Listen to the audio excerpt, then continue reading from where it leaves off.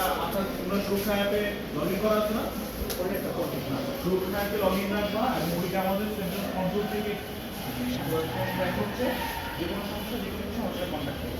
একটা অভিযোগ পাইছি যে আপনাদের এই কেন্দ্রের আশেপাশে কোথাও আছে ভোটার বুথ ক্রিয়েট করে ইয়ে করা হচ্ছে।